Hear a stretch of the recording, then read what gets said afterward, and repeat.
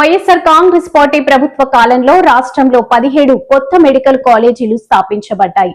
ప్రతి జిల్లాలోనూ medical college ఉండాలన్న కలను నిజం చేసినదని వైఎస్ఆర్సీపీ ప్రభుత్వం.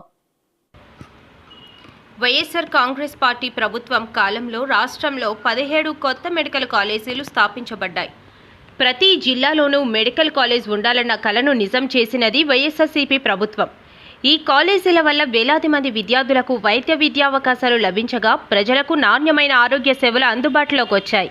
కానీ ప్రస్తుత కూటమి ప్రభుత్వం వైఎస్ఆర్సీపీ ప్రభుత్వం వేసిన బాటలో వచ్చినా వాటిని తాము చేసిన పనుల్లా ప్రైవేటైజేషన్ వైపు మళ్లిస్తోంది. ప్రజల ఆరోగ్యాన్ని వ్యాపారంగా మార్చే ప్రయత్నం జరుగుతోంది.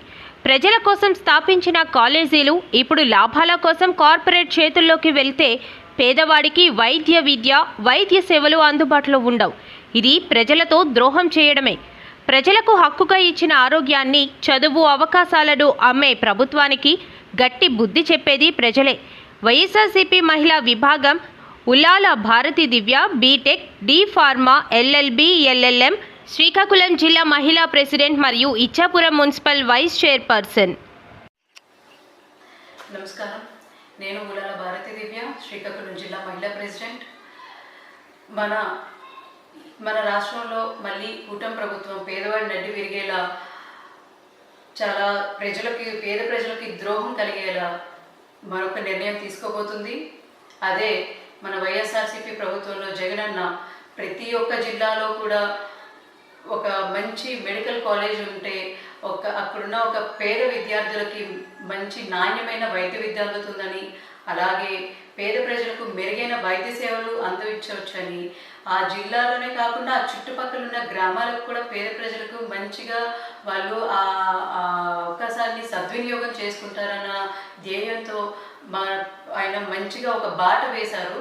ఆ 17 మెడికల్ కాలేజెస్ కూడా పేదవాడి ఆరోగ్యాన్ని వ్యాపారంగా మార్చే దిశగా ప్రైవేటైజేషన్ చేసే క్రమం అన్నది చేస్తున్నారు ఈ కూటమి ప్రభుత్వం. అది ఎంత మాత్రం హర్షించదగ్గ విషయం కాదు.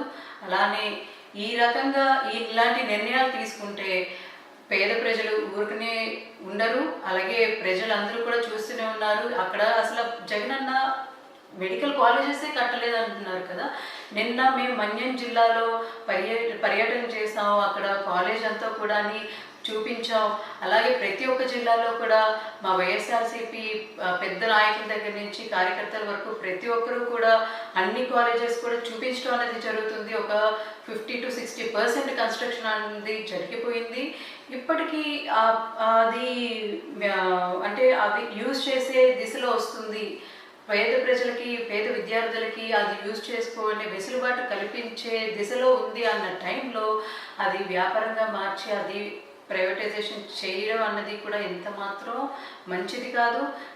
దీన్ని ఏ ప్రభుత్వం కార్యకర్తలైనా, ఏ ప్రభుత్వం ప్రజలైనా కానీ దీనికి సపోర్ట్ చేయరు. ఎందుకంటే ఇది ప్రజల ఆరోగ్యాన్ని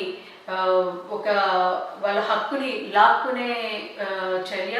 కాబట్టి దీన్ని ఖండిస్తూ, అలాగే ఈ రకమైన ఈ డెసిషన్ మాత్రం తీసుకుంటే ప్రజలే దానికి తగ్గ బుద్ధి చెబుతారని ఈ సందర్భంగా నేను తెలియజేసుకుంటూ సెలవు తీసుకుంటున్నాను.